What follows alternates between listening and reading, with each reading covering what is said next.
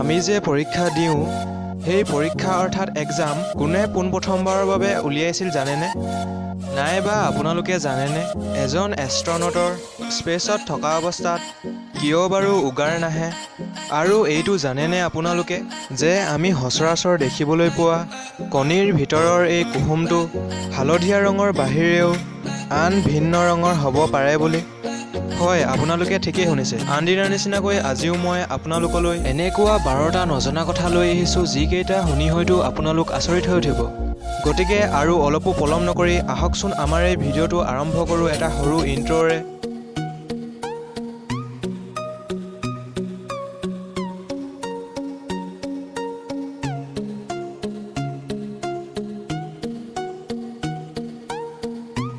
Number 12। মোৰ এই ভিডিঅ'টো চোৱাৰ আগে আপোনালোকে কেতিয়াবা মন কৰিছেনে বাৰু যে যেতিয়া আমি 1 2 3 কৈ নাম্বাৰসমূহ ইংৰাজী ৱৰ্ডত লিখিবলৈ আৰম্ভ কৰোঁ তেনেহ'লে আপোনালোকে দেখিব যে 1ৰ পৰা 99লৈকে কোনো এটা ৱৰ্ডতেই ABCD কোনো এটা লেটাৰেই ইয়াত দেখিবলৈ পোৱা নাযায়। অৰ্থাৎ আমি সৰুৰে পৰা পঢ়ি অহা নাইবা এতিয়াও সচৰাচৰ প্ৰয়োগ কৰিয়ে থকা ৱৰ্ডকেইটাত কোনো এটাতেই ABCD লেটাৰকেইটা দেখিবলৈ পোৱা নাযায়। নম্বৰ 11। আপোনালোকে এষ্ট্ৰনট অৰ্থাৎ মহাকাশচাৰীৰ বিষয়ে হয়তো কিছু নহয় কিছু কথা জানে, কিন্তু আপোনালোকে এইটো জানেনে এজন এষ্ট্ৰনটৰ কেতিয়াওৱে উগাৰ নাহে? হয়, আপোনালোকে ঠিকেই শুনিছে। আমি জানো যে এই পৃথিৱীত গধুৰ বস্তু সদায় তললৈ গতি কৰে, তাৰ বিপৰীতে গেছজাতীয় পদাৰ্থসমূহ ওপৰলৈ গতি কৰে, আৰু এই প্ৰক্ৰিয়াটোৰ বাবেই আমাৰ সচৰাচৰ উগাৰ আহি থাকে। কিন্তু মহাকাশত কোনো ধৰণৰ মাধ্যাকৰ্ষণ শক্তিৰ নোহোৱাৰ বাবে এই প্ৰক্ৰিয়াটোৰ হোৱা অসম্ভৱ। গতিকে এজন মহাকাশচাৰীৰ কেতিয়াওৱে উগাৰ নাহে। নম্বৰ 10। আমি জানো যে বৰ্তমান সময়ত হাই হিলছ কেৱল মহিলাসকলেহে পৰিধান কৰে, কিন্তু আপোনালোকে এইটো জানিছিলেনে বাৰু যে এই হাই হিলছ পূৰ্বতে পুৰুষসকলেহে পৰিধান কৰিছিল আৰু তেওঁলোকেও কেৱল ওখ চেণ্ডেল নাইবা জোতা পৰিধান কৰি পুৰুষত্বহে প্ৰদৰ্শন কৰিছিল। আৰু ক'বলৈ গ'লে কেৱল সম্ভ্ৰান্ত লোক নাইবা ৰজাসকলেহে ইয়াক পৰিধান কৰিছিল। নম্বৰ 9। আপোনালোকে নিশ্চয় এই সময়ত স্ক্ৰীণত দেখিবলৈ পোৱা ব্যক্তিজনক চিনি পাইছেই নহয়। আমি সকলোৱে তেওঁক থৰ বুলি জানো, নহয়নে? তেওঁৰ আচল নামটো হৈছে ক্ৰিছ হেমছৱৰ্থে। বাৰু যিয়ে নহওক, আপোনালোকে জানেনে এই ব্যক্তিগৰাকী অৰ্থাৎ থৰে ইণ্ডিয়াখনক ইমানেই বেছি ভাল পায় যে তেওঁৰ নিজৰ ছোৱালীজনীৰ নামো আমাৰ ইণ্ডিয়াখনৰ নাম অনুসৰিয়ে অৰ্থাৎ ইণ্ডিয়াই ৰাখিছিল। নম্বৰ 8। আমাৰ এই শৰীৰৰ কোনডাল হাড় বাৰু আটাইতকৈ সৰু জানেনে? যদিহে নেজানে মই আপোনালোকক জনাওঁ যে আমাৰ শৰীৰৰ আটাইতকৈ সৰু হাড়দিডাল কাণত অৱস্থিত, যিডালৰ দৈৰ্ঘ্য 1 চেণ্টিমিটাৰতকৈও কম। এই সময়ত আপোনালোকে দেখিবলৈ পোৱা এইডালেই হৈছে আটাইতকৈ সৰু হাড়। নম্বৰ 7। আমি সকলোৱে মৌ ৰস নিশ্চয়কৈ খাই পাইছোঁ, নহয়নে বাৰু?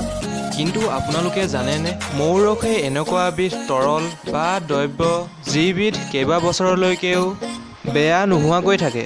আপোনালোকে হয়তো কেতিয়াবা লক্ষ্য কৰিছেনে বাৰু যিকোনো ধৰণৰ মৌজোলৰ বটলেই নহওকনো কিয় কোনোটো বটলতেই এক্সপায়াৰী ডেট লিখা নাথাকে। নম্বৰ 6। সচৰাচৰ আমি দেখি অহা কণীবোৰৰ কুহুমবোৰ হালধীয়া ৰঙৰ, নহয়নে? কিন্তু আপোনালোকে জানেনে যে পৃথিৱীত এনেকুৱা এবিধ দুৰ্লভ প্ৰজাতিৰ চৰাই দেখিবলৈ পোৱা যায় যিবিধ চৰাইৰ কণীৰ কুহুমটো দেখিবলৈ গুলপীয়া ৰঙৰ, আৰু সেইবিধ চৰাইৰ নামটো হৈছে ফ্লেমিংগো। লগতে এইটো জনাই থওঁ যে আপোনালোকক এই সময়ত স্ক্ৰীণত দেখিবলৈ পোৱা এই কুকুৰাজনীয়ে ক'লা ৰঙৰ কণীহে পাৰে। আৰু জানেনে আপোনালোকে এইবিধ কণীয়ে আটাইতকৈ ভিটামিনদায়ক বুলি? নম্বৰ 5। আমি যে www. বুলি চাৰ্চ কৰোঁ, কিন্তু আপোনালোকে জানেনে ইয়াৰ ফুল মিনিংনো কি? ইয়াৰ ফুল মিনিং হৈছে ৱৰ্ল্ড ৱাইড ৱেব, যাৰ অসমীয়া অৰ্থ হৈছে পৃথিৱীৰ এখন বৃহৎ জাল। অৰ্থাৎ ইণ্টাৰনেটৰ বৃহৎ জাল। নম্বৰ 4, মই যদি আপোনালোকক কওঁ যে এই ৰামধেনু যি ৰামধেনু ধেনু আকৃতি হোৱাৰ বাবে ৰামধেনু নামটো ৰখা হৈছিল, কিন্তু জানেনে আপোনালোকে আচলতে আমি সচৰাচৰ দেখিবলৈ পোৱা এই ৰামধেনুখনৰ আকাৰ গোলাকৃতিহে। হয়, আপোনালোকে ঠিকেই শুনিছে। আপোনালোকে গোলাকৃতিৰ ৰামধেনুখন তেতিয়াহে দেখিব যেতিয়া প্লেন নাইবা হেলিকপ্টাৰত উঠি প্ৰত্যক্ষ কৰিব, অৰ্থাৎ চাব পাৰিব।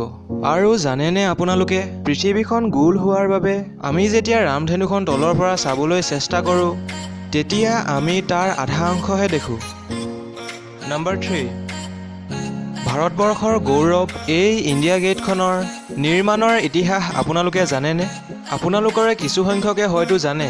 যিসকলে নেজানে তেওঁলোকক মই জনাওঁ যে ব্ৰিটিছসকলে ভাৰতবৰ্ষত শাসন কৰি থকা কালছোৱাত প্ৰথম বিশ্বযুদ্ধৰ কাৰণে ভাৰতবৰ্ষৰ পৰা যিসকল সৈনিকক পঠিওৱা হৈছিল তেওঁলোকৰ স্মৃতিত অৰ্থাৎ স্মৰণৰ কাৰণেহে এই ইণ্ডিয়া গেটখন নিৰ্মাণ কৰি উলিওৱা হৈছিল। নম্বৰ 2, আপোনালোকে আগে এইটো জানিছিলেনে বাৰু যে আমাৰ এই বিশ্বব্ৰহ্মাণ্ডৰ বৃহস্পতি গ্ৰহটো ইমানেই ডাঙৰ বুলি যে বৃহস্পতি গ্ৰহটোৰ ভিতৰত আমি বসবাস কৰা পৃথিৱীখনৰ নিচিনা 1300খন পৃথিৱী একেলগে সোমাই যাব পাৰে বুলি? হয়, আপোনালোকে ঠিকেই শুনিছে। আমাৰ এই সৌৰজগতৰ এইটোৱে এনেকুৱা এটা একমাত্ৰ গ্ৰহ যিটো গ্ৰহত 1300খন পৃথিৱী একেলগে সোমাই যাব পাৰে। আপোনালোকে এবাৰ কল্পনা কৰি চাওকচোন, আমি বসবাস কৰি থকা পৃথিৱীখনৰ নিচিনা 1300টা গ্ৰহ সোমাই যাব পৰা সেই গ্ৰহটো কিমান ডাঙৰ হ'ব পাৰে। নম্বৰ 1, মোৰ এই ভিডিঅ'টো চোৱাৰ আগে আপোনালোকে এইটো কথা জানিছিলেনে যে আমি যে সৰুৰে পৰা এতিয়ালৈকে যিসমূহ পৰীক্ষা দি আহিছোঁ সেই পৰীক্ষাসমূহনো পোনপ্ৰথমে কোনে আৱিষ্কাৰ কৰিছিল বা পোনপ্ৰথমবাৰৰ বাবে পৰীক্ষা উলিওৱা ব্যক্তিজননো কোন, যিজনৰ কাৰণে সকলো শিক্ষানুষ্ঠানতে পৰীক্ষাসমূহ লয় বা অনুষ্ঠিত কৰা হয়? আপোনালোকে জানিব খোজা সেই ব্যক্তিজনৰ নাম হৈছে হেনৰি মিচেল। যদিহে এইগৰাকী ব্যক্তিয়ে পৰীক্ষা অনুষ্ঠিত কৰাৰ নিয়ম নুলিয়ালেহেঁতেন তেনেহ'লে আজি আমি কোনো ধৰণৰ পৰীক্ষাই দিব লগা নহ'লহেঁতেন। একেবাৰে শেষত যদিহে মোৰ এই ভিডিঅ'টো চাই আপোনালোকৰ ভাল লাগিল তেনেহ'লে ভিডিঅ'টো লাইক কৰিবলৈ নেপাহৰিব। আৰু যিসকলে মোৰ এই ভিডিঅ'টো পোনপ্ৰথমবাৰৰ বাবে চাইছে তেনেহ'লে আপোনালোকে মোৰ এই চেনেলটো ছাবস্ক্ৰাইব কৰি লওক যাতে যেতিয়াই মই এনেকুৱা ধৰণৰ ভিডিঅ' আপলোড কৰোঁ আপোনালোকে চাব পাৰে।